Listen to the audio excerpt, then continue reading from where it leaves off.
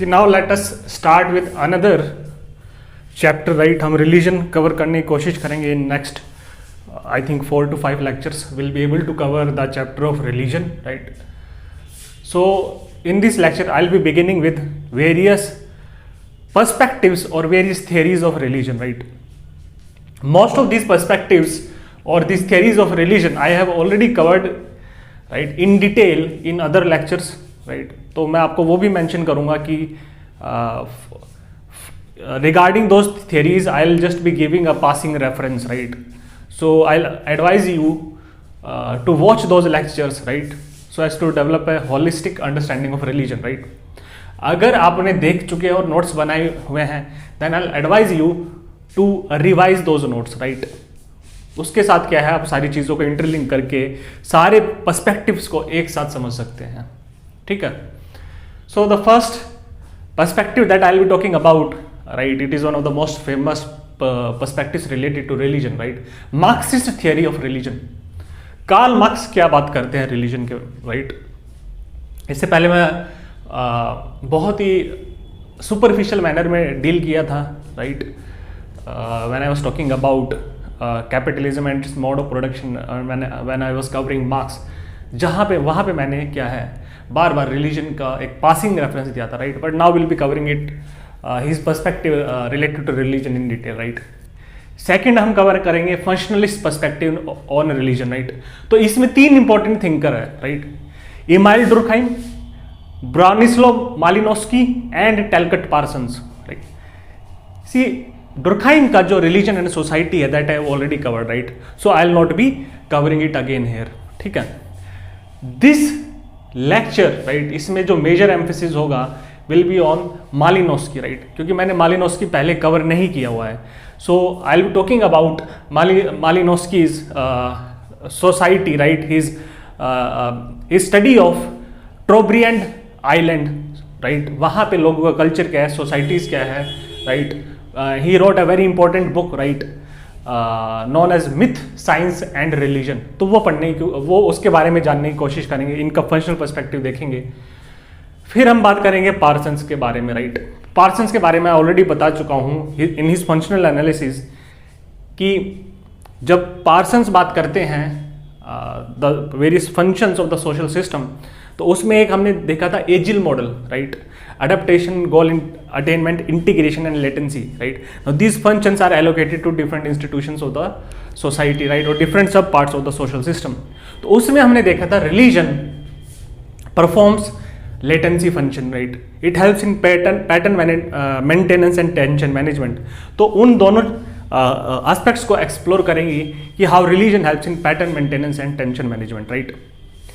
तो I will be giving you some homework here also, right? इन तीनों के वर्क्स को कंबाइन करोगे तो you will develop a holistic functional understanding of religion. तो I will be giving you homework that you have to collect around 5 to 7 points as to how religion is functional to society, right? Then we'll be talking about structure functionalist perspective, जहाँ पे मैं are के Merton की बात करूँगा, right? Merton बोलते हैं कि he criticizes functionalist, कि functionalist खाली बात करते हैं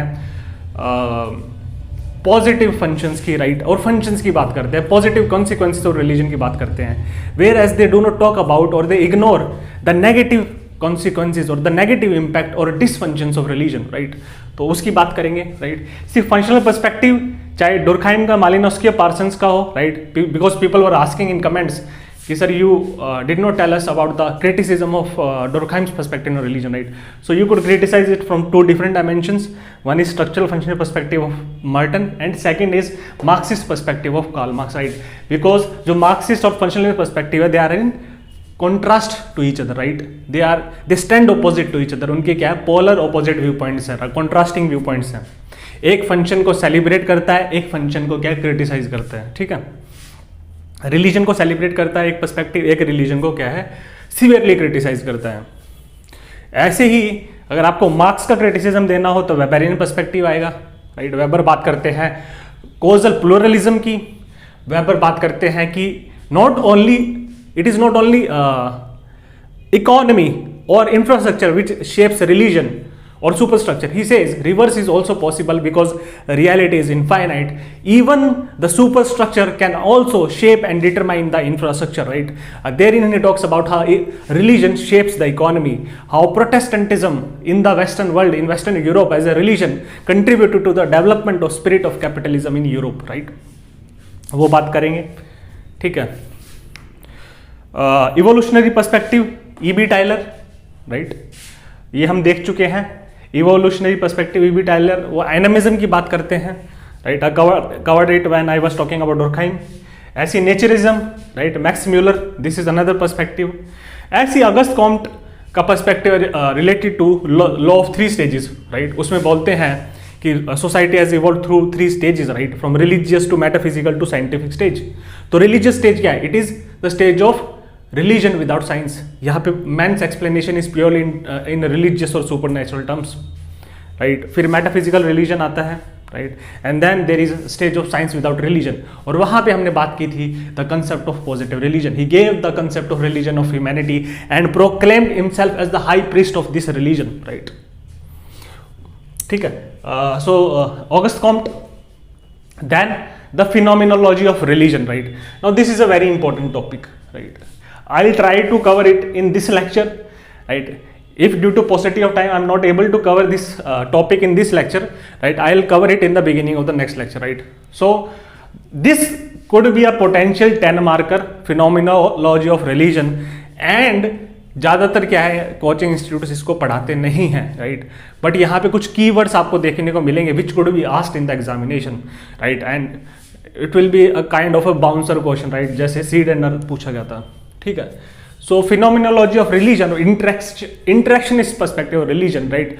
इसमें तो मेन थिंकर्स हैं Peter Berger and Thomas Sulkman. इसके बारे में हमने पढ़ा भी था when I was talking about non positivist methodologies, जहाँ पे हम सिंबॉलिक इंटरेक्शनलिज्म, फिनोमिनोलॉजी और इथनो मेथोडोलॉजी कवर कर रहे थे.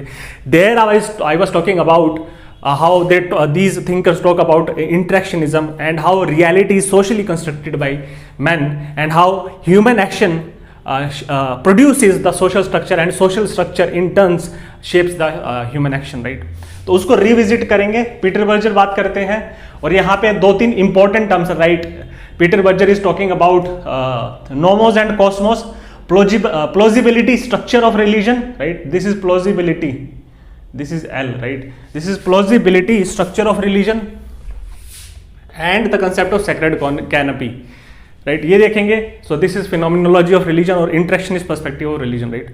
see तो 3 मेन डोमिनेंट पर्सपेक्टिव है किस कहीं पे भी आपको देखने को मिलेंगे, whether it be religion, Marxist perspective, functionalist perspective and Weberian perspective, ठीक है. वेदर इट बी स्ट्रेटिफिकेशन, उसमें भी हमने 3 डोमिनेंट पर्सपेक्टिव देखे थे, Marxist perspective of stratification, functionalist perspective of stratification and Weberian perspective of stratification. ऐसे ही हम पावर में भी ये 3 पर्सपेक्टिव तो पढ़ेंगे. But marks is talking about power, functionalist perspective of power and Weberian perspective of power, right. Weberian perspective power तो हम already deal कर चुके हैं when I was talking about power, authority and domination, a separate lecture I took, right. I also talked about bureaucracy, right. so हमेशा ये 3 perspective होते हैं, right. but religion में क्या है, lot of thinkers have talked about religion, right. so these are some additional perspective, ठीक है. so I'll advise you कि this lecture not only pertains to all the theories of religion, right. for example, Weber's theory, there you have to refer to the previous notes or previous lectures, right. Naturism and animism, I talked about it in the previous lectures, but I'll be giving a passing reference to them, right. Auguste Comte, religion without science and science without religion, right. तो ये इनको तो हम specifically deal करेंगे. Phenomenology, functionalist और Marxist perspective, structural functionalist, इनका एक passing reference देंगे, right. So this is the brief structure of this lecture, right. तो हम पढ़ने की कोशिश करेंगे कार्ल मार्क्स का क्या पर्सपेक्टिव है related to religion, right. As we can predict कि Karl Marx is going to severely criticise religion, right.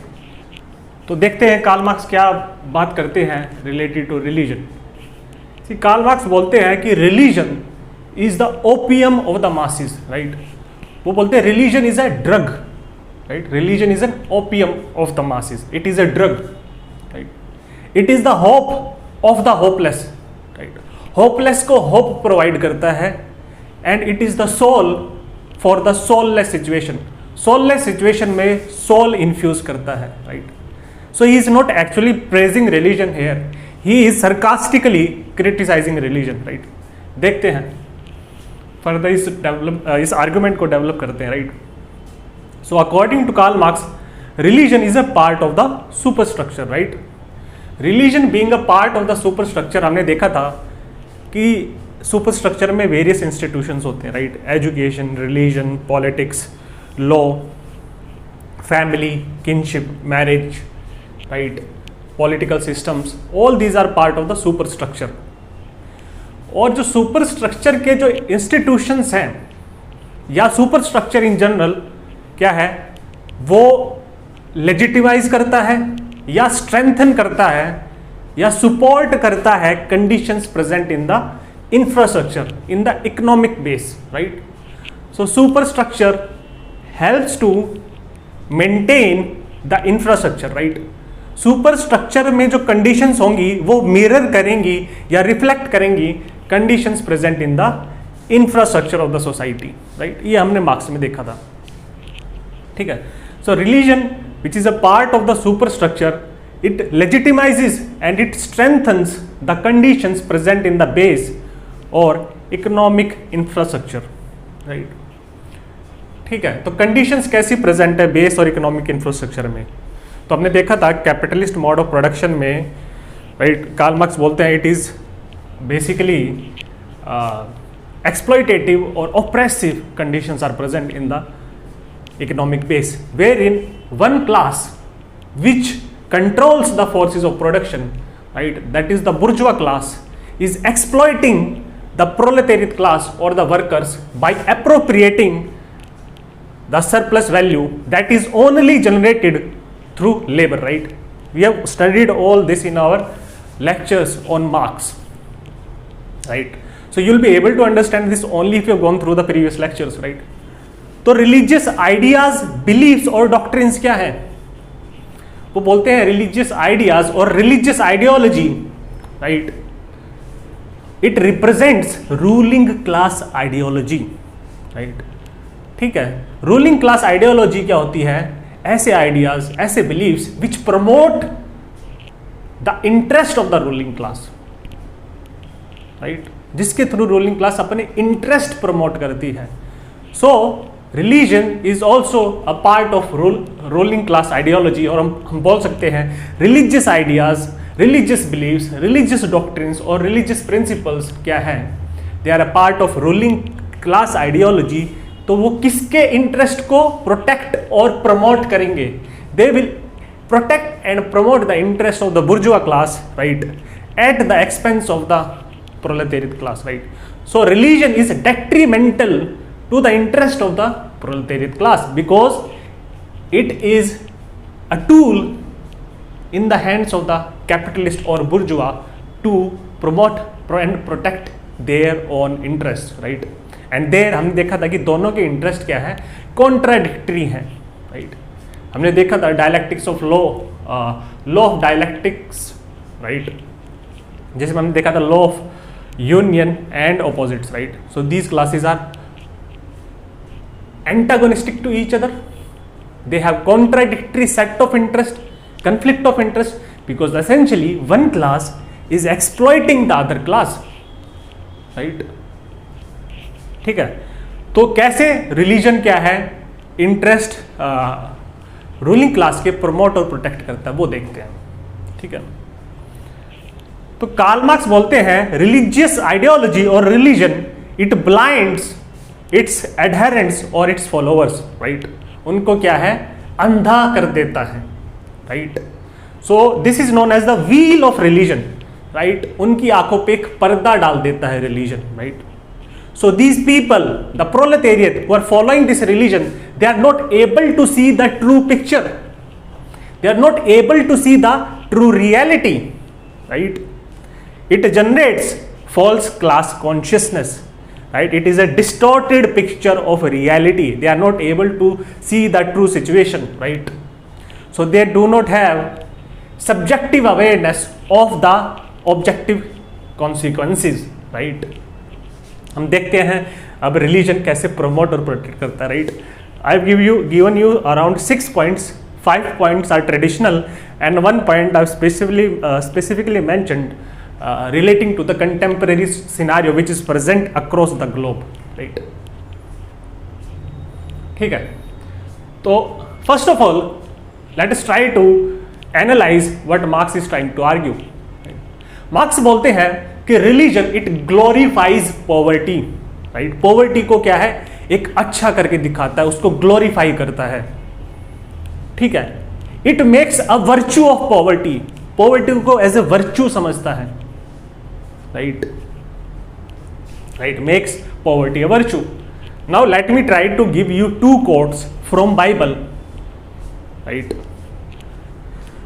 Now Bible में एक कोट है, right, I will be also be including Hinduism as well, right. All the religions of the world they are nothing but a tool of bourgeois, an instrument of bourgeois to protect and promote their interest, right, to blind the proletariat, to develop a wheel of religion where these proletariat are not able to see the true picture.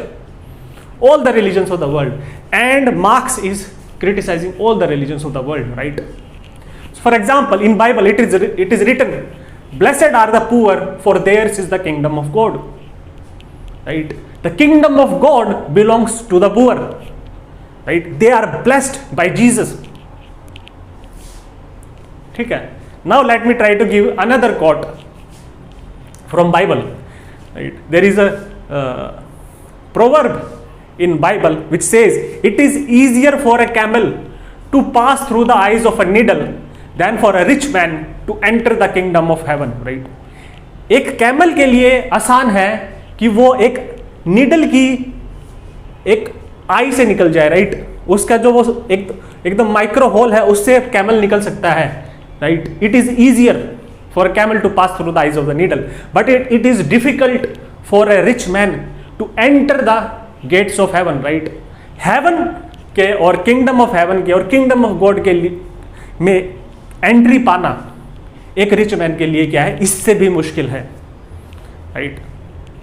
और वो बोलते हैं कि those who face, right, religions क्या बोलते हैं कि जो those who face poverty with dignity with humility, right, जो गरीबी को डिग्निफाइड मैनर में और ह्यूमिलिटी के साथ झेलते हैं, right, they are offered a salvation, right. उनको क्या है आफ्टर लाइफ में, after this life, because religion can not give you any practical solutions for this life, right. Religion only promises you the better future, and it promises you a better future in after life, right, after death, right.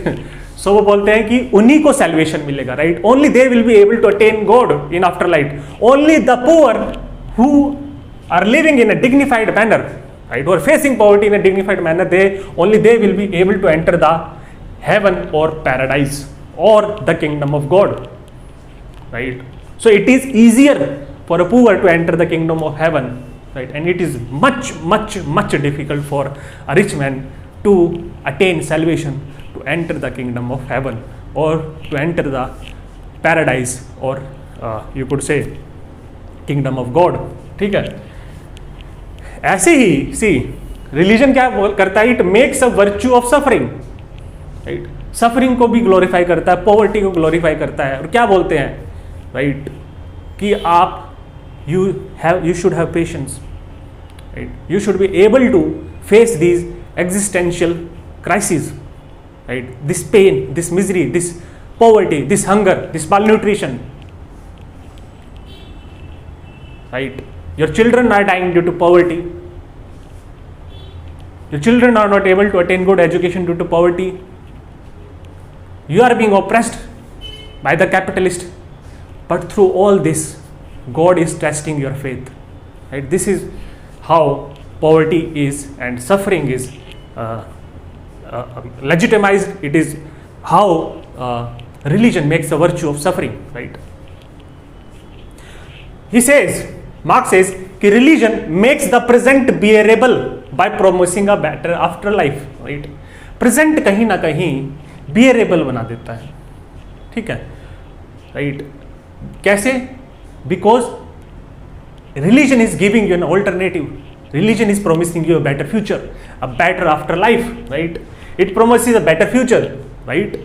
Plus some religions also talk about elimination of all evils, all sufferings, all pain, all poverty, all vices, right? Through the intervention of God, right? Example would be the concept of incarnation in Hinduism, right? God will be taking an incarnation. There will be supernatural intervention which will wipe out from the earth all evils, all vices, all pain, all suffering, right? All the badness that is there on earth will be wiped out. So God is there to wipe out all the misery, all the evils, right? So it prevents the man to take agency, to take control in their own hands, to make efforts to change their present situation, because they are promising a better afterlife, a better heaven, right? Incarnations are going to take place, right? So you need not do anything in the present situation, right? He says religion is an opium. It is a drug, right? Because if you consume drug, right, it is going to minimize your pain and suffering, right? So he says religion is a drug. It is an opium, right? That is why this quote, it minimizes your pain, right? And through consuming this drug of religion, you are not able to see the true picture, right? Your reality is distorted, right? ठीक है? It dulls your senses, it dulls your pain, it dulls your awareness, it dulls your suffering. ठीक है? तो ये opium है इसीलिए, right? He says religion also legitimizes or gives rationalizations and justification for one's suffering, right? तुम्हारे साथ ये क्यों हो रहा है? Why is there poverty in your life? Why is there misery, starvation, hunger in your life? Right? We can see all these instances taking place in India, where poor people who died during COVID, and even prior to that, poor people died because of starvation, because of hunger, right? You must have heard of a case of a girl in Jharkhand who did not have this this ration card, right? The updated ration card to be linked to Aadhaar, right? Their family was not able to do that, and she died of hunger. I gave you the example of a poor man carrying his daughter, right, on his back in Odisha, right, because hospital was far away, right? So there should be some kind of justification, some kind of explanation, some kind of rationalization, right? Some kind of meaning to your current existential conditions, that should be there. और इसके लिए बहुत सारे ये सारे examples उसी के हैं, right? God is testing your faith, right? Whatever God does, right, all the happenings that are there in your life, right, it is due to godly intervention, and God has a plan for you, right? So it is giving you hope, it is giving you hope, and that is why I say the situation is hopeless, right?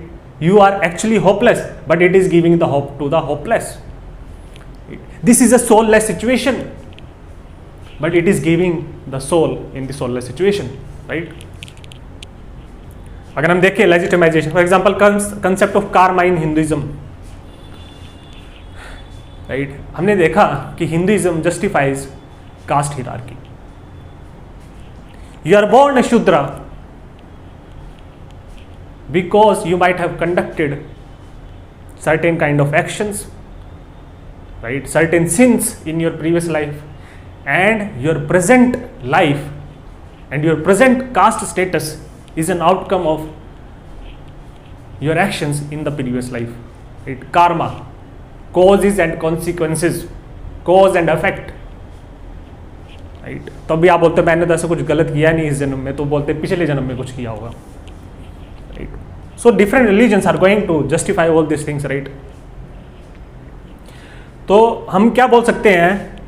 Religion it extinguishes, right, religion acts like a fire extinguisher. जो अंदर जो pen है मन में, जो discontent है, जो frustration है, right, that is there in the worker due to his conditions of poverty, due to exploitation and operation by the capitalist, right. So religion extinguishes the revolutionary potential of the worker. The revolutionary fire that is there in workers, it is drowsed, right? It is like a fire extinguisher. ठीक है, it extinguishes their legitimate pain, their legitimate frustration, their legitimate discontent, which is a byproduct of exploitative and oppressive capitalist system, right? So religion is preventing revolution. It is inculcating false class consciousness in the mind of the masses, right?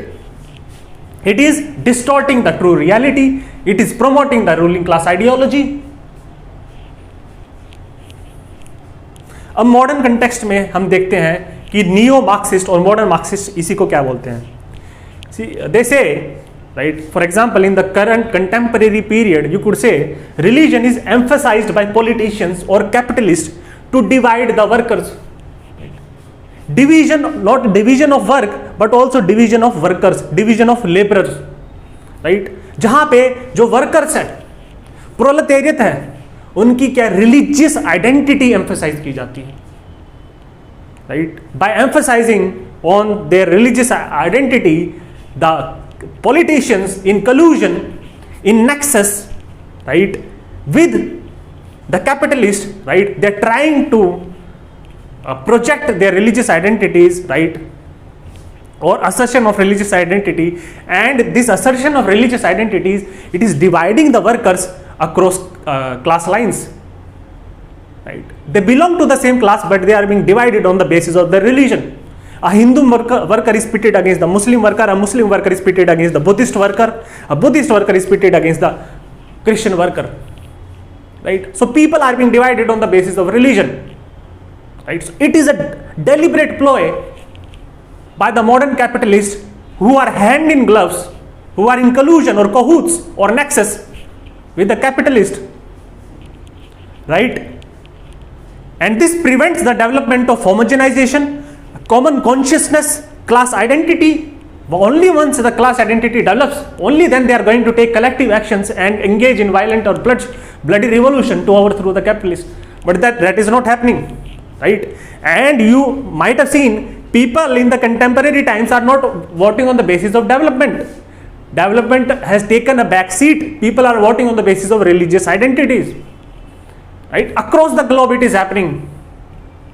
These politicians are emphasizing primordial identities of religion, and thereby they are generating and mobilizing their vote banks, right? And you could see religious revival is witnessed across the globe, right? In Turkey, which used to be a secular country, right, जैसे Erdogan कर रहे हैं.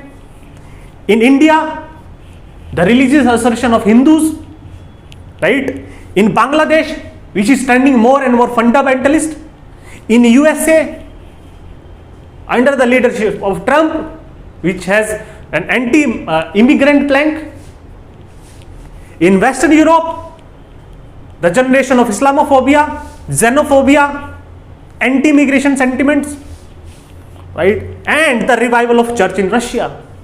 After Russian Revolution, right, leaders like Lenin, following the ideology of Karl Marx, right, they banned church, right? And see, religion क्या है? Marx was emphasizing on secularism, but his definition of secularism is not identical with the definition of secularism or the Western concept of secularism. Western concept of secularism मतलब separation of church from the state, right? Your religion should be your private affair. It should not be manifested in public life. But Marx बोलते हैं religion should be extinguished altogether, even from the private sphere. Right? Even within your own homes, you should not be worshipping any god. So that is his concept of secularism, which is different from the Western concept of secularism, and Western concept of secularism is different from the Indian concept of secularism. हम पढ़ेंगे secularization और secularism में, right? So secularism is receding. Secularism is receding, right? Marx was a big advocate of secularism, but his own brand or Marxist brand of secularism, which is different from the Western conceptualization of secularism, which we could say it is more of a liberal conception of secularism, right? ठीक है?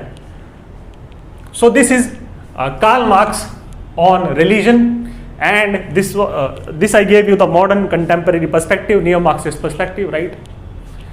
तो आप link कर सकते हो अपने आप भी, आप क्या है contemporary scenarios, contemporary think about it, you could come up with 2 to 3 points, right, relating to contemporary scenarios. You could apply various theories, Weber, functionalist theories, right, Auguste Comte, different theories you could apply and come up with contemporary points related to religion, right? Now अब हम पढ़ने की कोशिश करते हैं कि ब्राउनिस्लो Malinowski क्या बात करते हैं relating to religion, right? See, Malinowski, Parsons and Durkheim's conception of religion is a functional approach to religion, right? तो फंक्शनल अप्रोच टू रिलीजन किस चीज पे फोकस करता है? It talks about the functions of religion, right, the positive consequences of religion and how religion performs various functions which are crucial for maintenance, growth and survival of the society or the broader social system. So religion is functional to man, it is functional to society. तो ये तीन scholars functional analysis की बात करते हैं जब वो religion को एनालाइज करते हैं. They talk about the positive consequences और फंक्शंस ऑफ रिलीजन. ठीक है, तो ब्राउनिस्लो मालिनोस्की, राइट, सिर्फ फंक्शनलिज्म में मैंने बेसिकली आपको पढ़ाया है पार्सन्स, डुर्कहाइम एंड स्ट्रक्चरल फंक्शनलिज्म में हमने पढ़ा था मर्टन के बारे में, राइट. लेकिन जो फंक्शनलिज्म का रूट है वो ट्रेस होता है टू एंथ्रोपोलॉजी, राइट, और उसके फाउंडिंग फादर्स रहे हैं ब्राउनिस्लो मालिनोस्की और AR रैडक्लिफ ब्राउन. ठीक है, तो ब्राउनिस्लो मालिनोस्की क्या थे? He was a Polish citizen, right, Poland से बिलोंग करते थे. तो ये जो इन्होंने अपनी थियरी दी, right, when he was analysing the functional aspects of religion, right, तो he conducted a field studies of, he conducted a field work और field studies of Trobriand island of Papua New Guinea, right. तो ये island कहाँ पे है? See, this island is in South Pacific, it is near Australia, right. ठीक है, उस time पे PNG जो थे, it was not a separate nation, right. These chain of islands were under the control of the British, right. Australia में British rule था. हम बात कर रहे हैं दिस थ्योरी, ये जो फील्ड वर्क है इन्होंने ये था, it was done between the years 1914 to 1918, right. जब फर्स्ट वर्ल्ड वॉर चल रही थी इन्होंने तब अपना फील्ड वर्क किया था. ठीक है, Trobriand islands, right, of Papua New Guinea, right. तो उस टाइम पे these islands belong to Britain. ठीक है, अब जो मालिनोस्की थे, he was a Polish citizen, right. So during World War I, when he was traveling to Australia, right, he was imprisoned by the British, right, because British का colonial rule था Australia में, right. On his way to Australia, he was imprisoned by the British because he was essentially a Polish citizen, और Poland उस time पे Germany का लाई था. ठीक है, all these details are not relevant, but it will form a kind of backdrop or context for you to appreciate Malinowski's theory of religion, right. So he was deported to this island, right, Trobriand Island. तो वहाँ पे इन्होंने क्या है tribal studies की. ठीक है, it gave an opportunity, a sort of blessing in disguise for Malinowski, and this theory he was there on this island for 4 years between 1914 to 1918, right. तो वहाँ पे क्या है, वो एनालाइज करते हैं इनके कल्चर को, इनकी कल्चरल प्रैक्टिसेस को, ठीक है। और this was the study which initiated field studies in anthropology which was subsequently picked up by sociology, right. हम देखेंगे कि एम.एन. श्रीनिवास ने इंडिया में फील्ड स्टडीज का दौर स्टार्ट किया था, राइट, ठीक है। तो फील्ड स्टडीज इन्होंने की, he was an anthropologist, right, and he was studying primitive society. See the basic difference between anthropology and sociology is that anthropology studies primitive cultures, right, tribal cultures, primitive societies, whereas we saw कि sociology is the consequence of modernity, right, so it studies modern societies, right, so he was studying these primitive cultures, right. Since anthropology is also studying cultures, primitive societies, right, so there is an overlap between sociology and anthropology, right, वो पढ़ेंगे हम जब sociology and it's relationship with various disciplines पढ़ेंगे, right, ठीक है। तो this was the basic backdrop, ठीक है। तो मालिनोस्की ने जो फील्ड स्टडीज कंडक्ट की, राइट, और ट्रोब्रिएंट आइलैंड की, इन्होंने क्या किया, पार्टिसिपेंट ऑब्जर्वेशन का यूज किया था। This was the first time it was done in the field of anthropology और then it was subsequently picked up in sociology, right. तो इन्होंने क्या किया, राइट, पार्टिसिपेंट ऑब्जर्वेशन मैं ऑलरेडी डिस्कस कर चुका हूं। When you are engaging in the method of participant observation, it means, right, you are following the cultural practices, eating the same food, following the same dress code, speaking the same language, participating in the rituals, right. As a sociology, you are not detached from the culture that you are studying. You are immersing yourself in their world, and from their perspective you are trying to understand their experiences, their social interactions, and thereby you are trying to come up with a theory or perspective to deal with that particular society, right. तो उन्होंने participant observation use किया, और उसके बाद क्या है, field studies के बाद it culminated into his one of his most famous books जिसका नाम है magic, science and religion, right. So this was the basic backdrop. हम पढ़ेंगे अब इनका functional interpretation of religion, right. यहाँ से टॉपिक स्टार्ट होता है, इनका फंक्शनल इंटरप्रिटेशन ऑफ रिलीजन क्या कहता है, right. So he is doing functional analysis of religion, right. So religion is functional to man, it is functional to society, it is performing some positive consequences, right. तो मालिनोस्की बोलते हैं कि religion it satisfies the psychological needs of men, man की psychological needs को satisfy करते हैं religion, right. मालिनोस्की के बारे में मैंने आपको बताया नहीं, इंडिविजुअल नीड्स होती हैं और उसको through various societal institutions these perform various societal functions, and through these societal functions these individual needs are met, right. मैं शायद इसके बाद डिस्कस करूंगा in order to clarify this, right. But ये बोलते हैं कि फंक्शनल एनालिसिस और रिलीजन क्या है, कि रिलीजन का फंक्शन क्या है, that it performs the positive functions, right, and through this function it is satisfying the psychological needs of man. और किस टाइप की साइकोलॉजिकल नीड सेटिस्फाई करता है, now let's try to understand that, right. वो बोलते हैं it relieves man of anxiety और stress, right. Anxiety और स्ट्रेस से रिलीव करता है मैन को, right, and it helps to counter the various uncertainties और अनप्रिडिक्टेबिलिटीज इन man's life, right. So religion क्या है, एंजाइटी और स्ट्रेस बस्टर है, एंजाइटी और स्ट्रेस रिलीव करता है, राइट। ये मैन को एज ए गाइड है which helps a man to deal with various uncertainties of life, to deal with various crises of life, to deal with various unpredictabilities of life, because life is not certain, life is not predictable, right. So there could be various crises in life, ठीक है। तो this is going to produce chaos, and this will in turn lead to anxiety and stress, right. So in this situation religion plays a very important role in order to control this anxiety, right, and thereby it is fulfilling the psychological needs of man, right. ठीक है, तो ये क्या करता है, it provides confidence to man. Religion, it provides confidence to man. How does it provide confidence to man, right?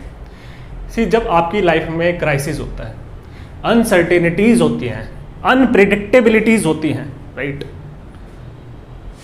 ठीक है ना, this is going to create a lot of stress, anxiety, right. अगर आपने देखा हो कि mostly UPSC aspirants face a lot of stress, anxiety and depression. Why is it so? See one of the reason I think is because UPSC, the process in itself is very unpredictable, right? You never know what would be the final outcome, what would be the final result, and you are putting so much effort, so much hard work, right? And the second reason why I think this happens is because the more you study, the more you gain knowledge, right, the more you get enlightenment, right, the more you will be deviating from religion. आप religion से दूर जाओगे, because you start becoming rational, you start becoming you could say only talking about things which can be proved, and you start believing as if religion promotes certain dogmas, superstitions or misbeliefs, right? But religion क्या है? It has a role to play, right? So I am talking about this and diverting from the topic so as to persuade you not to give up your religious beliefs, right? Because religious beliefs is all about faith, right? It is all about confidence. Religion gives you confidence, right? So if you are a deep believer, it is going to provide you explanations, right? ठीक है. तो religion करता क्या है? It provides a sense of control to man, right? Right, ये जो unpredictability है, ये जो केओस है, अनसर्टेनिटीज है, इसमें man starts losing his sense of control, and this lack of sense of control is going to produce anxiety and stress, right. So religion is providing you assurance, ठीक है. तो ये होता कैसे है? Now let us try to understand that, right. तो Malinowski बोलते हैं various situations produce crisis of life, right. Right, काफ़ी सिचुएशंस है जिसमें क्या है, लाइफ क्राइसिस डेवलप होता है. Malinowski observes that most of these situations in which various crisis of life is produced, these situations are accompanied by religious rituals, right. जहाँ पे various life crisis होते हैं, मालिनोव्स्की ये ऑब्जर्व करते हैं कि these are closely attached to religious rituals. जब भी लाइफ का क्राइसिस होता है, राइट, कुछ ऐसे मेजर इवेंट्स होते हैं, तो बोलते हैं इन इवेंट्स पे क्या है, रिलीजियस रिचुअल्स क्या है, अकम्पनी किए जाते हैं, and mostly these are attached to religious rituals, right. So there must be some sort of function that religion must be performing, right. So he was trying to deconstruct that, right, by religious rituals, right. अब हम देखते हैं कि how religion is functional to you, right. ये जो मैंने आपको बताया, इसको I will be trying to substantiate it, I will be trying to explain it, right. तब आप इसको अप्रिशिएट कर पाओगे these basic statements of Malinowski, right. Then you will be fully able to understand these terms, right. सबसे पहले major life crisis, right. मैंने ये point number 2 लिखा है, राइट, बिकॉज अगर आप आंसर करोगे तो this should be your second point but not the first point, right. But I am starting with this, right, anyways, ठीक है. One of the major crisis of life is the crisis of death, the death of a loved one, right. आपका बहुत ही नज़दीकी, right, one's father, one's husband, one's wife, one's children, right, suddenly अगर right they get expired और उनकी death हो जाती है, right. Now this is a very unsettling and unexpected event, right. It is beyond man's expectations and calculations, right? Because that person was an integral part of a man's life, right? आपने जो भी अपनी life plan की थी, right? ठीक है, उसमें that person was an important element. He or she was very close to you. Your father, your mother, your husband, your wife, right? Your children, right? They were very close to you. और कभी भी आदमी क्या है, death को, right, that is a reality, but man never aspects it, right. Man never aspects it and man never accepts it, right. ना तो expect करता है, ना ही एक्सेप्ट करता है, डेथ को, राइट. ठीक है. Now this is going to create a crisis, right, and crisis for both the individual, his family and society in general, the phenomena of death, right, because it is the most unsettling and unexpected experience, right. It is beyond man's expectations, right, and it kind of nullifies all his calculations for the future. ठीक है. So this death constitutes what? It constitutes personal loss. And it is also socially destructive. Why it is socially destructive, right? जब आप personal loss क्या है face करते हैं, then you start to ask very existential question, right? You start questioning the very purpose of life. If someone very close to you dies, right? For example, if the children of a parent dies, right, they start questioning the very purpose of life. Why should they be alive, right. Right, अब जिंदगी में कुछ नहीं रह गया उनके लिए. Right, same goes for husband for a wife, wife for a husband, right. ठीक है. और when children loses their parent, ठीक है, so they start questioning the very purpose of life. Existence को ही क्वेश्चन करने लग जाते हैं, right. Death is so much destructive event, right. So it is destructive for the individual and his family, right, but also for the society as well. It is socially destructive because it removes the member of the society, right. Society का एक member कम कर देता है, and society is composed of individuals. It is individuals which make up the society, right. ठीक है. Now देखो, हमेशा death के साथ क्या है, फुनरल और various kind of rituals are associated with death, right. ठीक है. So this crisis of life is attached with religious ritual. Now let us try to understand the function of religious rituals और religion, right. तो religious rituals हमने देखा था funeral के दौरान various members of the society they gather together, right. Gather together, thereby they mourn the dead, right. They mourn the dead. और इस mourning के through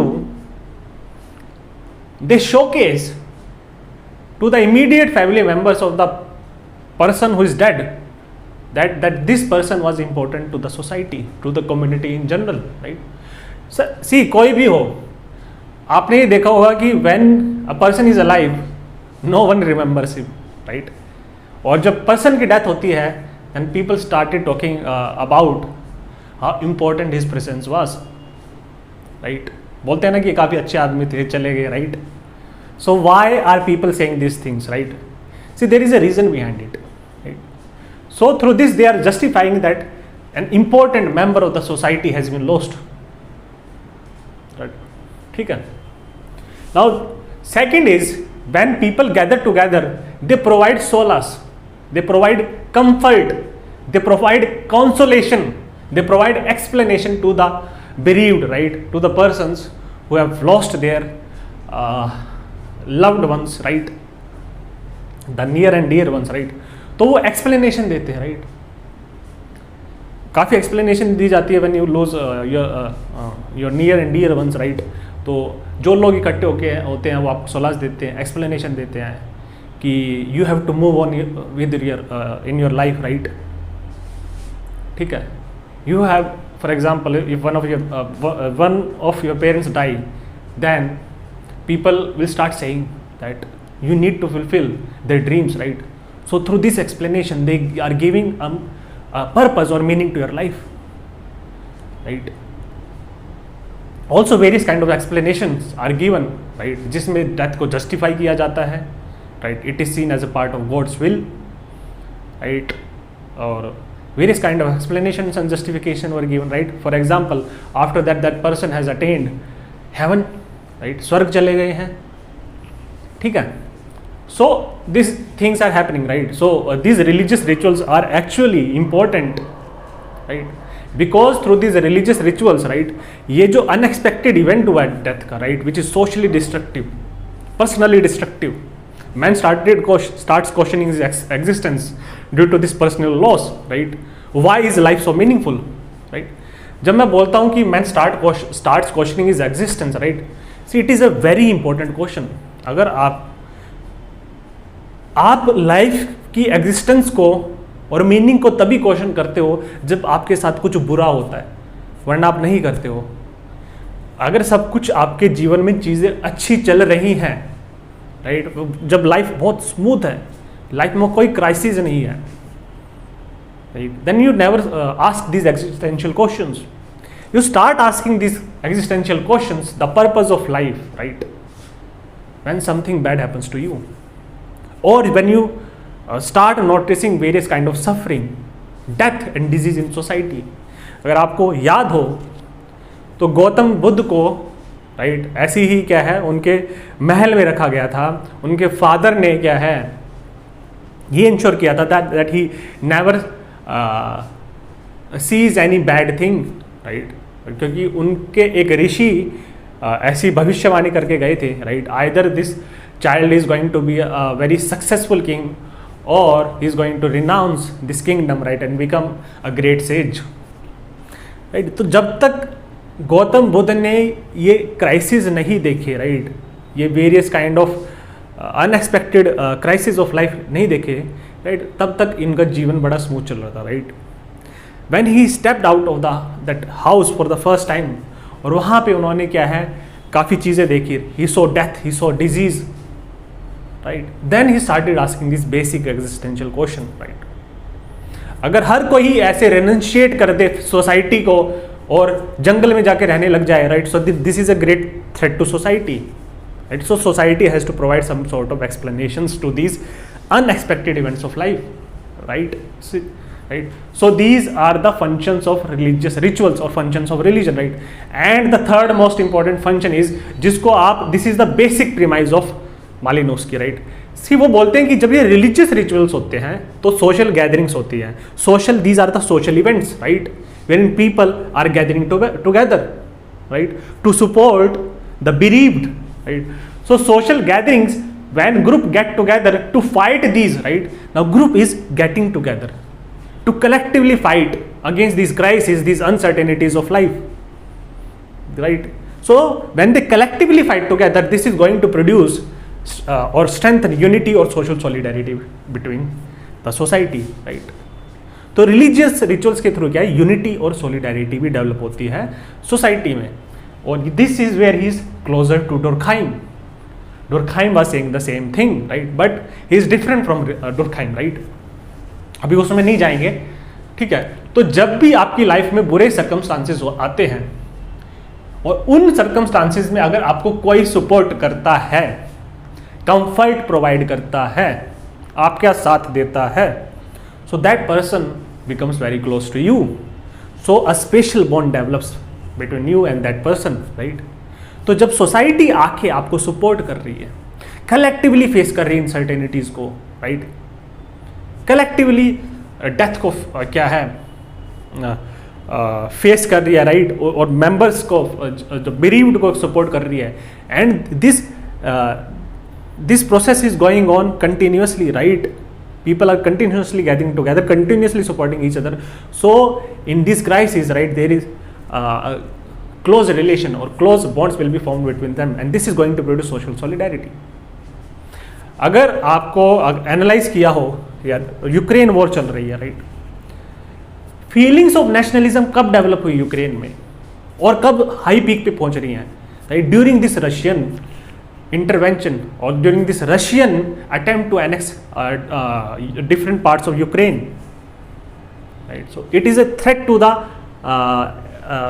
existence of Ukraine.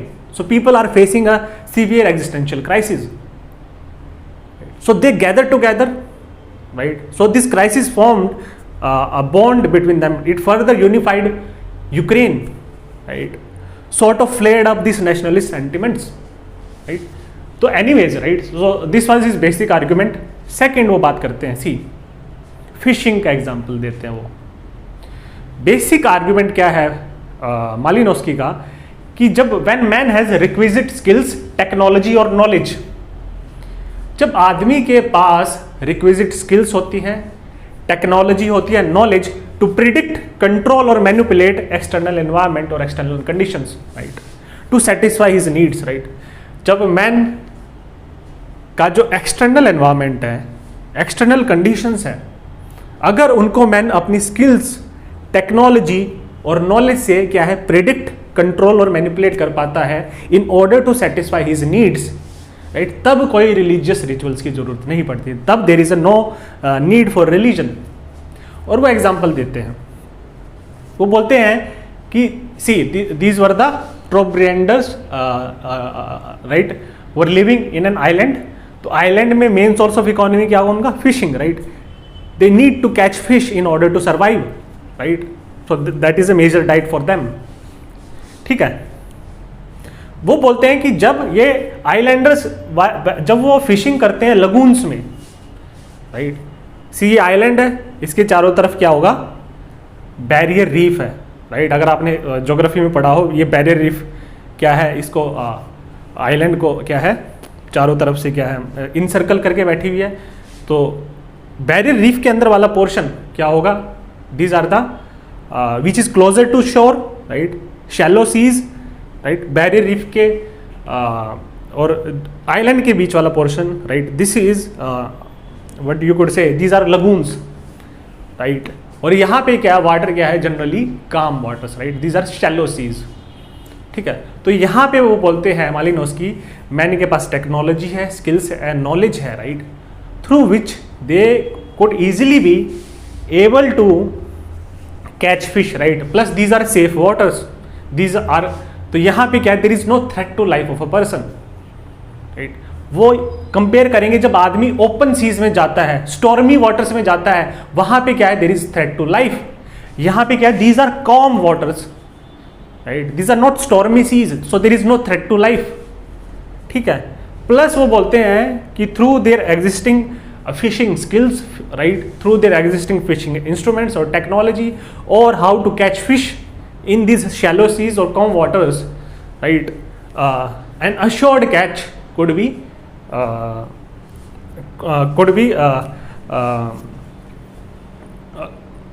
you could say assured catch कर सकते हैं, right, जब fish क्या है, it is assured that they will be catching the fish, right. Now the thing is, see, यहाँ पे क्या है? predictability है, यहाँ पे क्या है? certainty है, ठीक है। So when man has requisite skills, technology, knowledge to predict, to control and manipulate external environment और external conditions in order to satisfy his need, then there is no need of religious rituals, right, ठीक है। For example वो बोलते हैं, while fishing in lagoons, calm water, shallow seas near shore, no rituals are needed, right.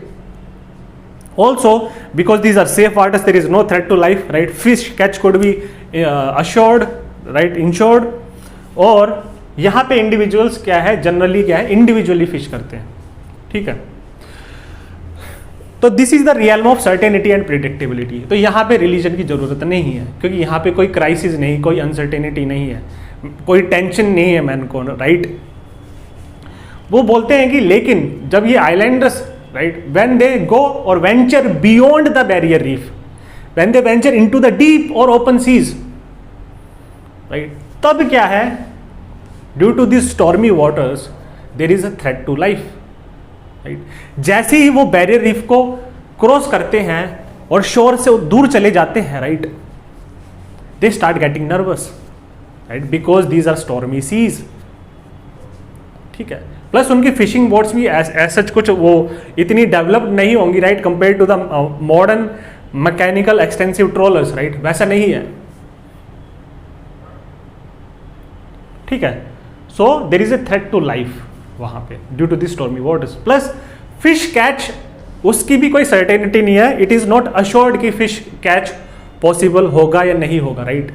अगर उनको कोई shallow fish मिलता है, राइट, शॉलो फिश मतलब ग्रुप ऑफ फिश, राइट, जो कलेक्टिवली जो ग्रुप क्या है, दे swim together, right, that is a shallow fish, right.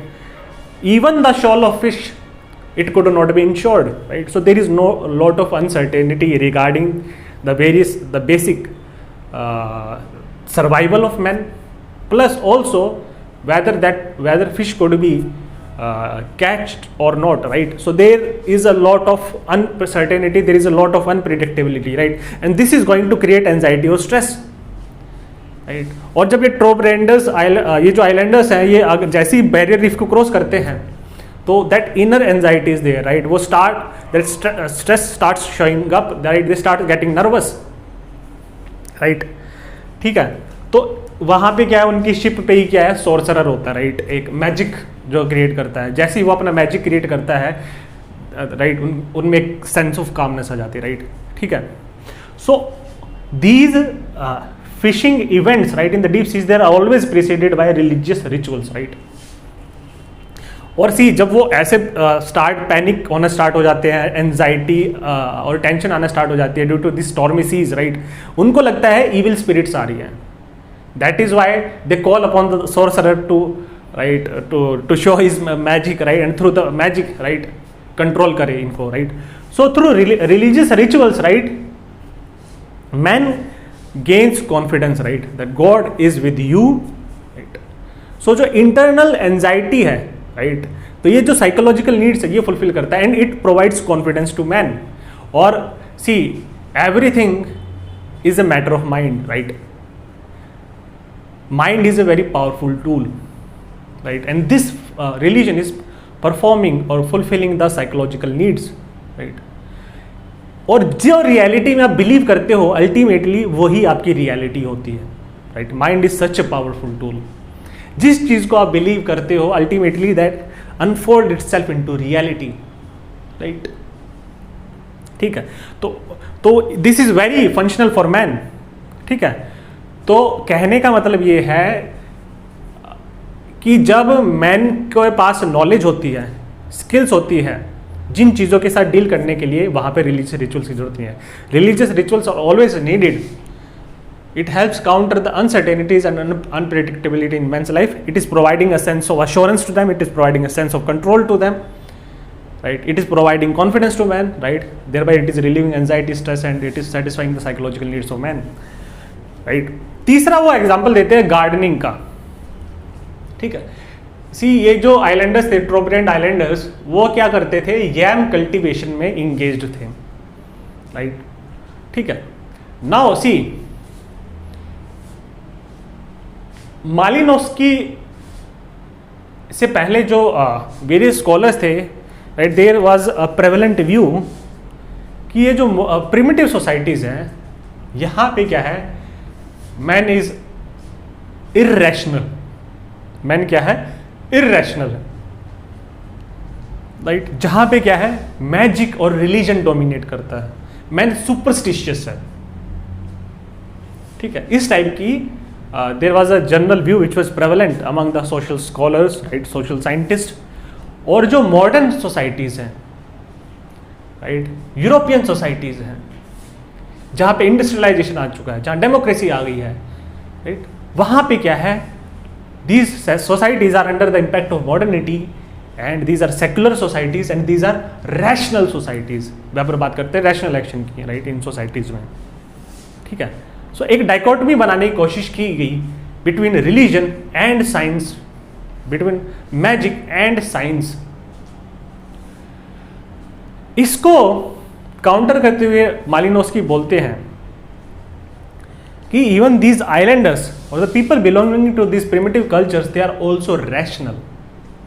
And why they are rational, right? So he talks about two kind of domains, right? One is the domain of the profane and one is the domain of the sacred, right? Similarly, like Durkheim is talking about two types of domains, right?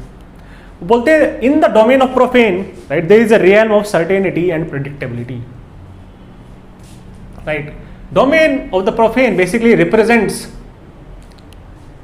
something which is under man's control, right? जिसमें क्या है, man क्या है, के पास knowledge है, skill है, right, technology है, जिससे वो क्या है, वेरियस आउटकम्स और अपने एक्सटर्नल एनवायरनमेंट को क्या है, मैनिपुलेट कर सकता है, कंट्रोल कर सकता है in order to satisfy his needs. जैसे वो बात करते हैं गार्डनिंग की, वो बोलते हैं कि अगर गार्डनिंग कर रहा है ये islanders, these are doing gardening, right, basically which is agriculture of और this yam cultivation, right? So they have proper knowledge of the various conditions of the soil, right? They have proper knowledge of the technology, right? Or various kind of agricultural tools or implements they use, right? In order to make cultivation. They have proper knowledge regarding which types of crops that should be sown in particular type of soils. They have proper knowledge of seasons, right? उनके पास seasons की भी knowledge है, किस season में और when is the right time to start cultivating hams, right? ठीक है. So these people, these are rational people, right? Because they are manipulating this external environment, because they possess requisite skills, technology and knowledge in order to manipulate and control this environment. So these are rational people. ठीक है. तो ऐसा नहीं है कि these are irrational people, right? और मालिनोस्की बोलते हैं अगर कोई एक्सटर्नल इंडिविजुअल जाएगा और इनको बोलेगा कि you don't need to sow soil, you don't need to practice these technology or skills, you can engage in magic, you can engage in religious rituals, उसी के थ्रू कल्टीवेशन हो जाएगा. देन मेलिनोस्की बोलते हैं अगर ऐसा कोई उनको बोलता है then that person, rest apparent islanders who is through his rational you could say thinking, using this various kind of technology, his wisdom, his experience, the reason, his intellect, तो वो हंसने लग जाएगा, राइट? तो बोलते हैं कि जहां पे कंट्रोल है मैन के पास, वहां पे क्या है, रिलीजन की कोई जरूरत नहीं है. बट वो बोलते हैं कि one is this the profane, the domain of the profane, right? तो यहाँ पे डोमेन ऑफ प्रोफेन क्या है? When a person is catching fish in the shallow waters, in the lagoon waters, वहां पे there is no need for religious rituals because man possesses requisite skills, technology and knowledge. ऐसे ही वो बोलते हैं कि लेकिन दीज सीजन्स, राइट, जब सीजन स्टार्ट होता है, कब स्टार्ट होता है, even that is a thing which only a person of man of wisdom or experience could know कि किस time, when is the right time to start cultivating yam, when is the right time to sow the seeds, right? ठीक है. तो वो बोलते हैं कि prior to sowing the seeds there is a religious ritual and this is the domain of the sacred, which is the domain of unpredictability and uncertainty. इस unpredictability और uncertainty को काउंटर करने के लिए रिलीजियस रिचुअल्स यूज होते हैं and this is the domain of the sacred. वो बोलते हैं even if man could do all this things, right, rationally calculate करे कब सीड्स को प्लांट करना है, सॉइल कंडीशंस पता हो, विजडम हो सीजन्स का, राइट, प्रॉपर टूल्स यूज कर रहा हो, प्रॉपर नॉलेज हो, उसी के बाद ये सब चीजें हो सकती हैं. इवन आफ्टर दैट वो बोलते हैं कि due to various kind of locust attacks, various kind of droughts, right, various events like drought हो गया हो, राइट, या कोई पेस्ट का अटैक हो गया हो, तो these are uncertain events, these are unpredictable और uncontrollable events, these are beyond the control of these islanders. तो इनको कंट्रोल करने के लिए क्या है, और एक सेंस ऑफ अश्योरेंस और कंट्रोल पाने के लिए, right, because these are unpredictable events, right, uncontrollable events, and this kind of generates anxiety and stress among the islanders, right, because it might impact their food security. इसीलिए क्या है वो rituals कर रहे हैं. तो इवांस प्रिचर्ड एक coat देते हैं, right, he says and he was analyzing the works of Malinowski, right, he is a very important scholar. Evans Pritchard बोलते हैं function of magic is to fill in a gap left by lack of knowledge, right? Function of magic is to fill in a gap left by lack of knowledge in a man's pragmatic pursuits, right? So this is the basic theory of Malinowski. ठीक है.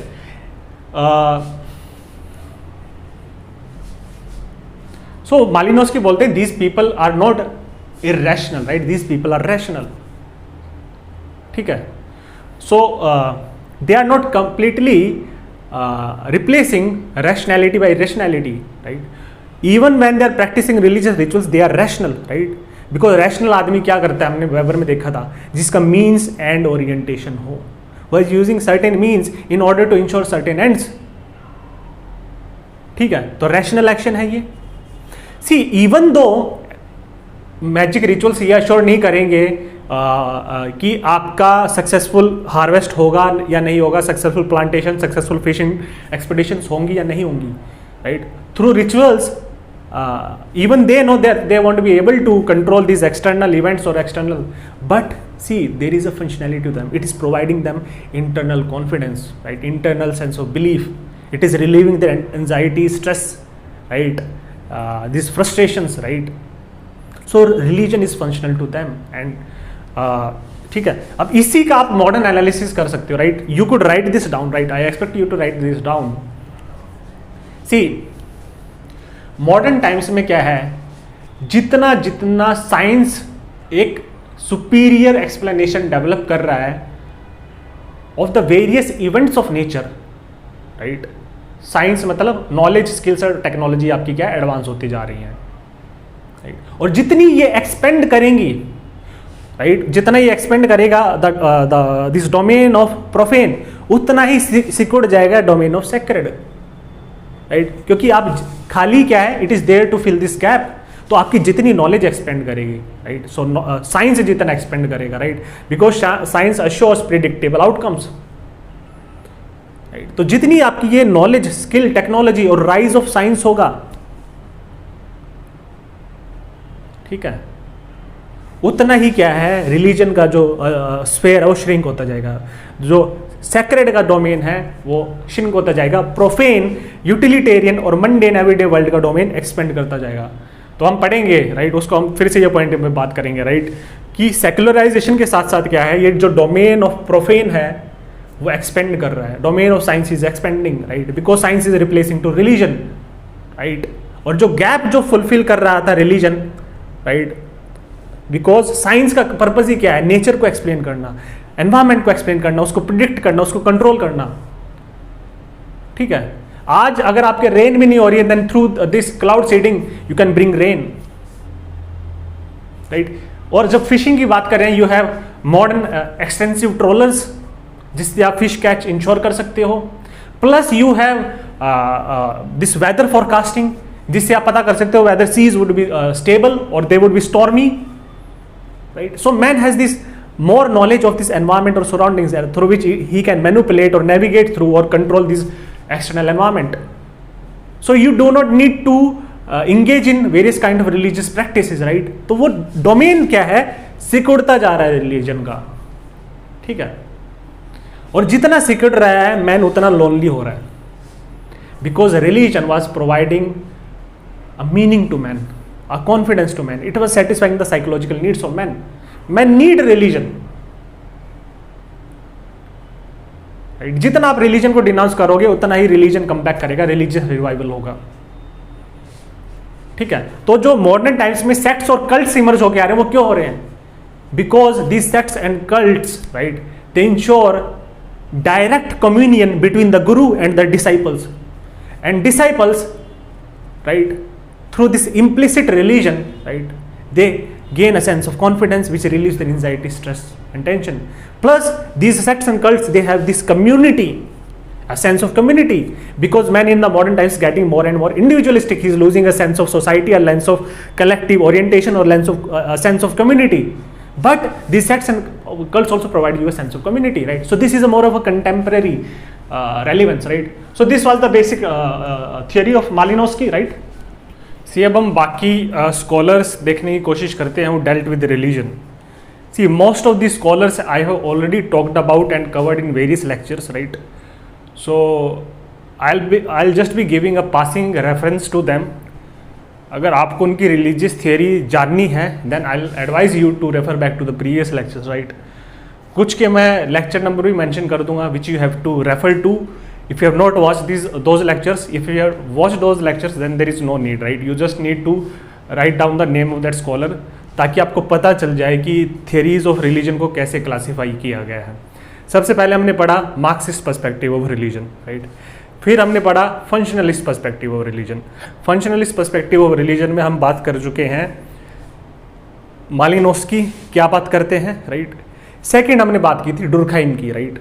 So I dealt with Durkheim and his theory of religion in detail, right. So अगर आपने नहीं देखा तो I advise you to refer back to the lectures on Durkheim, right, where I talked about his theory of religion and society, right. So that is the second scholar who belongs to the functionalist school of thought, right. ठीक है, तो हम एक Marxist theory होंगी, perspective होगा related to religion, Karl Marx हम पढ़ चुके हैं। फंक्शनलिस्ट पर्सपेक्टिव में हम ऑलरेडी 2 स्कॉलर्स देख चुके हैं, Malinowski and Durkheim, right, in detail. See Parsons ने क्या बोलते हैं, राइट। पार्सन्स का भी हम ऑलरेडी कवर कर चुके हैं when I was talking about the AGIL model, right, adaptation, goal attainment, integration and latency, right. तो वहां पे हमने बात की थी फंक्शंस ऑफ रिलीजन की, right. Religion as an institution कौन सा फंक्शन परफॉर्म करता है, राइट। एक ब्रीफ रिविजिट करते हैं, right. You do need to no watch that lecture again, right. I have whatever crux should be given, I have written it here, right. ठीक है, तो पार्सन्स क्या बोलते हैं? See, Parsons says that religion is functional to society. Religion helps in growth, maintenance and survival of social system, right. Religion is an important subsystem, right. It is performing various functions which meets the needs of the total social system or broader society. So religion is functional to society. Now हमने देखा था कौन सा function perform करता है religion, right. तो हमने देखा था एजिल मॉडल में religion as an institution it performs latency, the function of latency. AGIL model में पढ़ा था हमने, right. So latency basically means pattern maintenance and tension management, right. तो ये कैसे करता है वो देख लेते हैं, राइट। सबसे पहले पैटर्न मेंटेनेंस देखते हैं। तो हमने देखा था कि religion is a tool of socialization and social control, right. It is a tool of socialization and social control. Religion provides you morality, religion provides, right, religion is a source of morality, religion is a source of cultural values and norms, ठीक है। And these cultural values and norms, these guide the behavior of men, right. These guide the behavior of men, and thereby we can say that these doctrines or principles, right, for example, do not lie, do not cheat, do not kill, apart from various religious norms or religious rules or regulations, right, or doctrines or principles, right, they will differentiate between what is right, what is wrong, what is just, what is unjust, what is moral, what is immoral, right. ठीक है, so basically religion provides you a source of norms and values which is and a person who is properly socialised in terms of this values, right. जब cultural system properly shape करता है personality system को, हमने पढ़ा था, right. तो हम देखेंगे कि religion is a tool of socialization and social control, it is a source of morality, it is a source of cultural norms and values, right. So these norms and values, this morality, right, these doctrines or principles, right, these guide the behavior of man. Man is confirming, why? Because man is appropriately socialized, ठीक है। Second, there is a tool of social control. अगर आप religious norms और values को follow नहीं करोगे, then there is punishment for that as well, right, because that would be a deviant behavior, that would constitute deviance, right. So that is a mechanism of social control, ठीक है। तो इसके through क्या है, ये ensure करता है कि आपका बिहेवियर कन्फर्मिंग है, राइट। सो जब आपका बिहेवियर कन्फर्मिंग है, इसका मतलब आपका बिहेवियर क्या होगा, पैटर्न होगा, right. So that is how pattern maintenance is done using religion, right. It helps in pattern maintenance, right, and thereby if your behavior is confirming, it will ensure कि आप deviance में नहीं करोगे, right, pathological acts नहीं करोगे, and this will lead to, when you will be conforming to the norms and values, right, because cultural system shapes the personality system, so it will lead to social order and social stability in society, right. So this helps in pattern maintenance, social order and social stability. This is an important function of religion, right. So religion brings social order, social stability, it helps in pattern maintenance, right. Second, it also helps in tension management, right? This argument is completely based on Malinowski's explanation. हम पढ़ चुके हैं, right? कि religion provides explanation or make sense of unpredictable and avoidable events, right? और crisis of life, for example death. उसको एक meaning provide करता है, एक्सप्लेनेशन देता है, जस्टिफिकेशन देता है. It helps man to understand and comprehend these various unpredictable and avoidable events, right? Plus it relieves anxiety, stress, confusion, right? It provides a sense of control, assurance to man, right? So वो बोलते हैं it helps in adjustment, right? It helps men to adjust to this these contradictions, this crisis of life, this chaos life, right? So this is also helps in adapting to men, right? So वो बोलते हैं religion is a tonic which provides self confidence to men, right? So this is essentially based on Malinowskian argument, right? ठीक है, तो हम बात कर चुके हैं फंक्शनलिस्ट के तीनों के बारे में, पार्सन्स, मालिनोस्की और डोरखाइम, राइट? डोरखाइम को डिटेल में आप देख सकते हो in previous lectures, right? See अब there is a homework for you, right? You have to do some homework also. See one thing you could do is you go through all these theories of the functional perspective. मैंने पहले मालिनोस्की की बात की, यहाँ पे मैंने बात की पार्सन्स की, राइट? और पहले लेक्चर्स में मैंने बात की थी, right? I advise you to refer back to your notes, right? वहाँ से आप देखो सभी चीज़ों को क्या है, I advise you to sync together. यह और सभी का एक बर्ड आई व्यू डेवलप करो, राइट? एक जनरल व्यू डेवलप करो और you come up with, right, around 5 to 7 points how religion is functional to society. अगर आप इन तीनों पर्सपेक्टिव को मर्ज कर दोगे, राइट, तो एक फंक्शनल पर्सपेक्टिव निकल के आएगा और वहाँ पे आपको 5 से 7 point, right, I am dead sure about it, you will get at least 5 to 7 points, different points are how religion is functional to society. So this is your homework. Try to identify those 5 to 7 points, right? I have mentioned all these points. You just need to write all these points at this particular place, right? यहाँ पे आप लिख सकते हो because यहाँ पे क्या आप religion की theories का compilation ही कर रहे हैं, right? Marxist हो गया, functionalist हो गया. Now let's come to structural functionalist theories of religion. Right, बहुत ही सिंपल आर्ग्यूमेंट है, राइट? आपको खाली 1-2 पॉइंट से लिखने हैं, that is more than enough. First, see there was a recurrent question in comments, right, कि sir you did not deal with the criticism of criticism of Durkheim's theory of religion. तो see 2 criticisms आप दे सकते हो. One is this criticism, right? One is the Marxist, right? Because Marxist का जो standpoint है, जो viewpoint है, it is absolutely in opposition और it is in contrast to functionalist viewpoint of religion, right? So that would be your first criticism of religion, right? और ऐसे अगर आपको मार्क्स का criticism करना है तो आप फंक्शनलिस्ट के आर्ग्यूमेंट दे सकते हो और वेबर का आर्ग्यूमेंट जरूर लिखना. अगर आपको मार्क्स का करना है तो वेबर का आर्ग्यूमेंट देना है, राइट? क्रिटिसिज्म, ठीक है? Now what is the structural functionalist perspective, right? तो कौन बात करते हैं स्ट्रक्चरल फंक्शनल पर्सपेक्टिव के बारे में? Robert K Merton, right? See Merton criticised functionalist, right? This is the second critique. One is by Marxist, another is by structural functionalist like Robert K Merton. See is criticising functionalist and he says कि जो overwhelming focus है functionalist का, it is only pertaining to the functions of religion and they are not talking about the negative consequences और negative aspects और dysfunctions of religion, right? तो वो बात करते हैं, राइट? ही सेज कि जो थियरी थी डुरखाइम की, it was applicable to simple societies.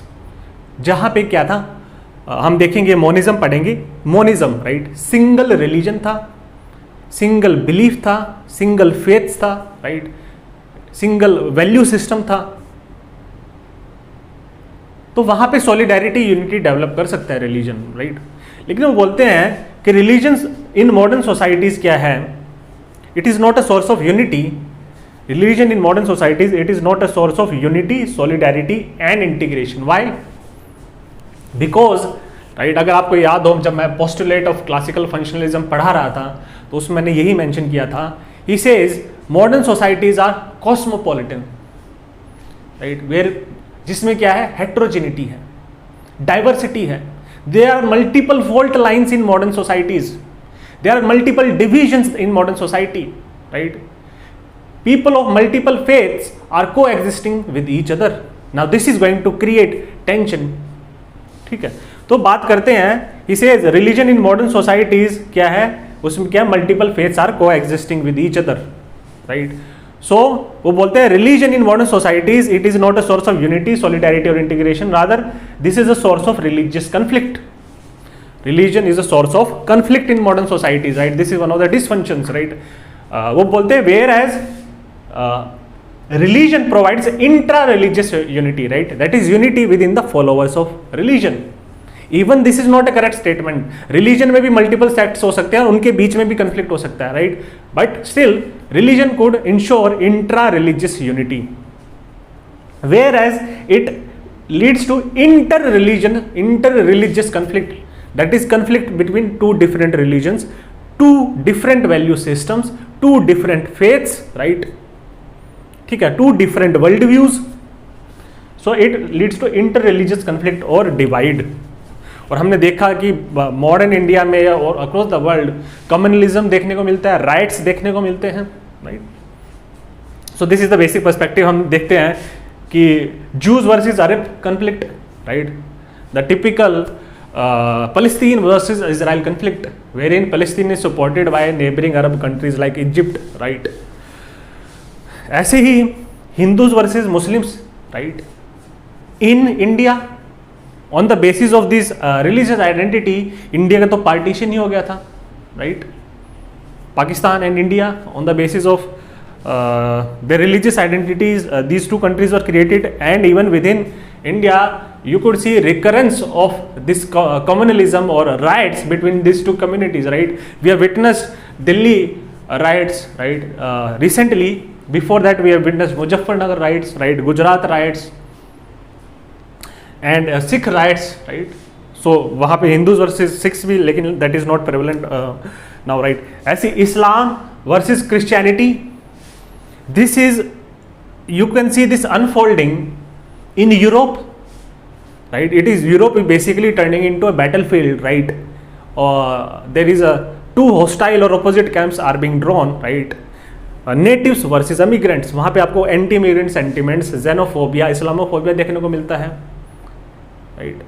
Charlie Hebdo पे अटैक्स हुए हैं, that is a case of Islamic fundamentalism, ठीक है. ऐसे ही आपको ये देखने को मिलेगा, वर्ल्ड ट्रेड सेंटर्स पे अटैक हुई थी, that is what, that was a reaction of Islamic fundamentalist to American dominance in Middle East, right. So वहां पे आपको सिविलाइजेशनल कॉन्फ्लिक्ट देखने को मिलता है on the basis of religion. ऐसी Sunnis versus Shias is unfolding, right, देखने को मिलता है Yemen war. So religion is a source of conflict in modern societies. That is what R K. Martin is trying to argue, right.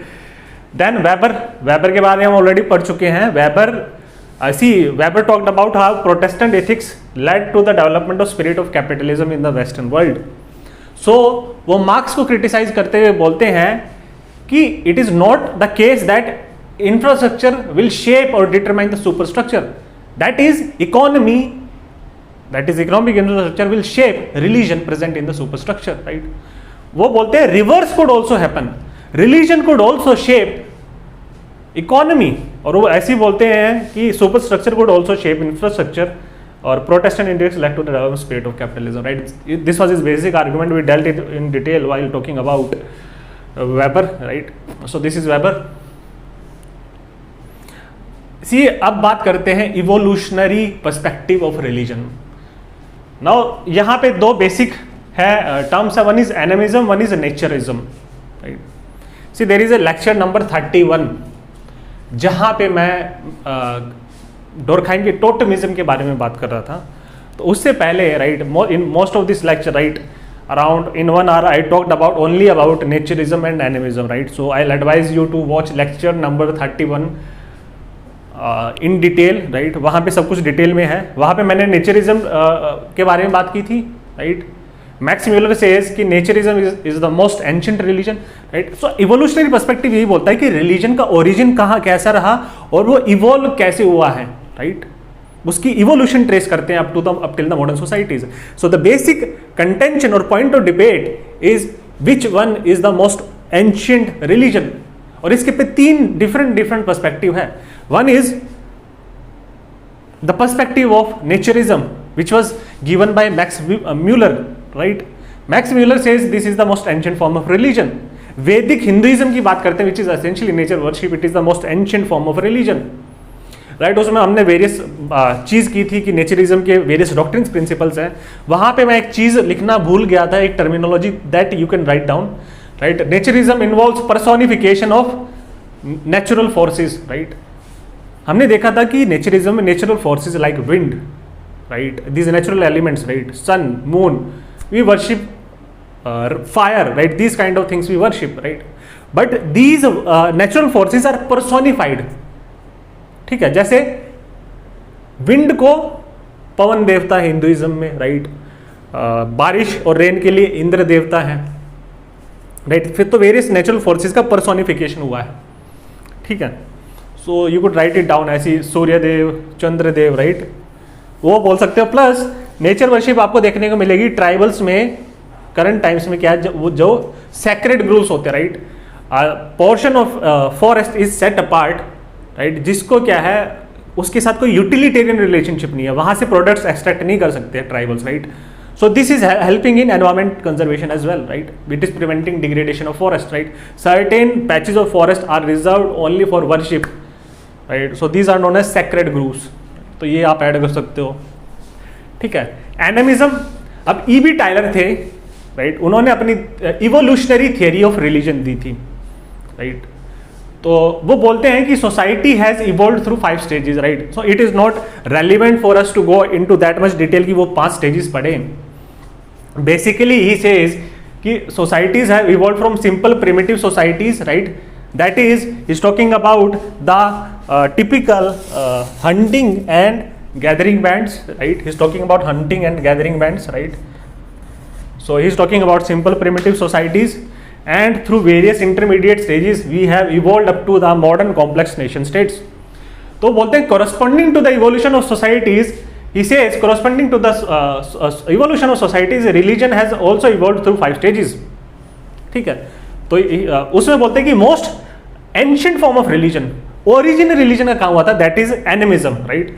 और animism को हमने detail में देखा था लेक्चर नंबर 31 में, राइट। सो नेचरिज्म, अगर आपको एनिमिज्म देखना है कि नेचरिज्म क्या है, एनिमिज्म क्या है, then I advise you to refer back to that lecture, right. I think it is mentioned in syllabus, right. Animism, naturism, all these things are mentioned in syllabus, right. अगर आपने नहीं पढ़ा है वो, then I advise you to refer back to the lectures and make notes here only, right, ठीक है। अगर वहाँ नोट्स बनाए then you just create a kind of hyperlink, right. तो वो कर सकते हो आप। तो एनिमिज्म से पॉलीथिज्म टू मोनोथिज्म, राइट।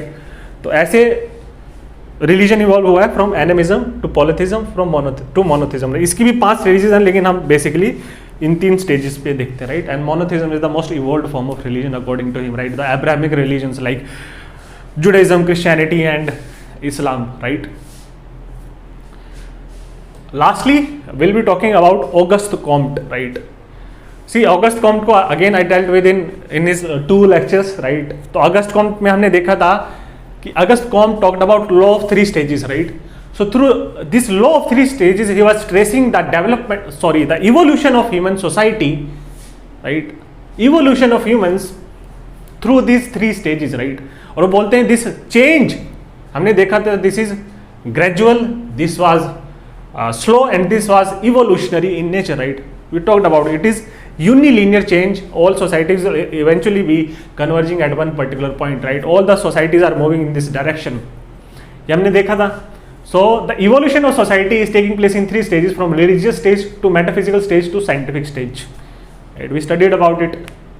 तो बोलते हैं सोसाइटी के इवोल्यूशन के साथ साथ क्या है, ह्यूमन थॉट का भी इवोल्यूशन हो रहा है, राइट। और ह्यूमन थॉट अपना पीक और मैक्सिमा कब अटेन करेगा, in the scientific stage, right.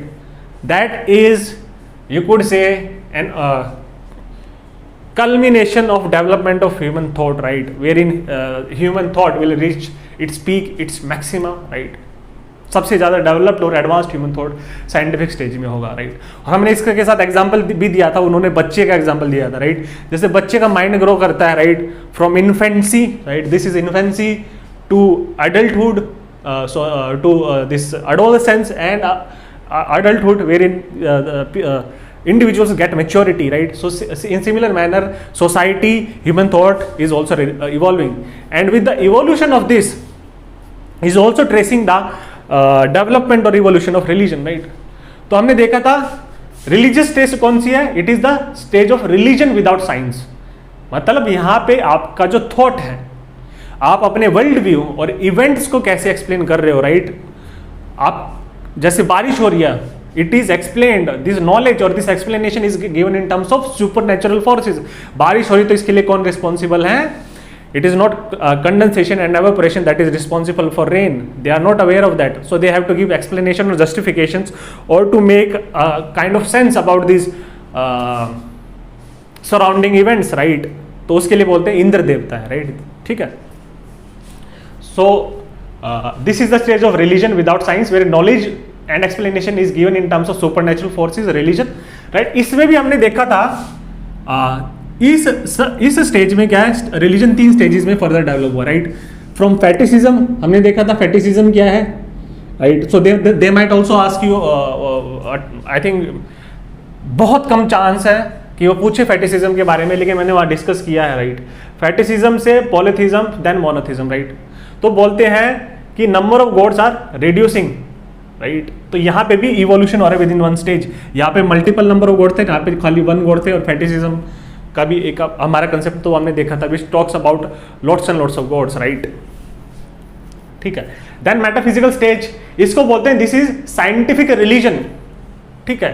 यहाँ पे क्या है, मेटाफिजिकल एक्सप्लेनेशन होती है रिलीजन की, राइट. सो यहाँ पे गॉड क्या है, गॉड इज फॉर्मलेस और शेपलेस. तो यहां पे मैंने आपको बात किया था, जब शंकराचार्य बात करते हैं, राइट, अपनी अद्वैत फिलोसफी देते हैं, that type of philosophical God is talking about, which is formless and shapeless, right. तो यहाँ पे ह्यूमन थॉट क्या है, और ज्यादा लॉजिकल और रैशनल हो गया, राइट. ठीक है. Human thought is more logical and rational, right. So religion is also evolving. And lastly वो बोलते हैं ह्यूमन थॉट यहाँ पे कल्मिनेट करेगा, ठीक. And this stage, scientific stage, it is the stage of science without religion.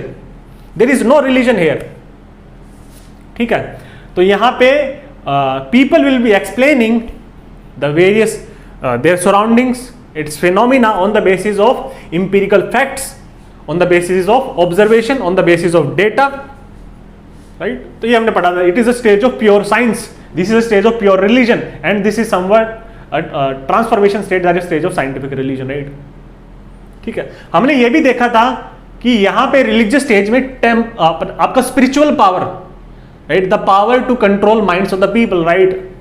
This spiritual power it lies with priests here, right, in religious stage. In scientific stage the spiritual power it lies with scientist, right. So the scientist have replaced priest, right. जो priest का status था religious stage में, right, they were the intermediaries between God and the general population, right. So they were held in high regard, high esteem, priests, right. Same क्या है यहाँ पे, temporal spiritual power किसके पास लाई करेगी, scientist के पास. Scientist are the new priest, right. उनका status वैसा ही है. सी एक चीज और मैं यहाँ पे आप ऐड कर सकते हो, scientific stage is also a stage of positive religion, right. तो that is not important, right. It was asked once in UPSC in the form of 10 marker. I have dealt with it, right. I have dealt with it when I was talking about Auguste Comte, right. Auguste Comte became the high priest of this religion, right. तो उन्होंने एक अलग से dress निकाल के लेके आए थे, right. And this was the religion of humanity, right. He said this is the religion of humanity which celebrates human advancement, human progress, this development of human thought. तो बड़े बड़े जो philosophers हैं, उनके accomplishment के बेस को क्या है, सेलिब्रेट किया जाएगा, उनके बेसिस पे फेस्टिवल्स होंगे. तो हम न्यूटन को सेलिब्रेट करेंगे, राइट, डिकार्ट को सेलिब्रेट करेंगे, और वैसे वेरियस फेस्टिवल्स उनके बेसिस पे होंगे. So this was a positive religion, right. अगर आपको जानना है then refer to this lecture, right. So this was the broad overview. तो हमने पढ़ा functionalist, Marxist, structural functionalist, Weberian model, classical evolutionary model जिसमें हमने पढ़ा एनिमिज्म और नेचरिज्म के बारे में. We also talked about August Comte, right. So we have talked about a lots of scholar, right.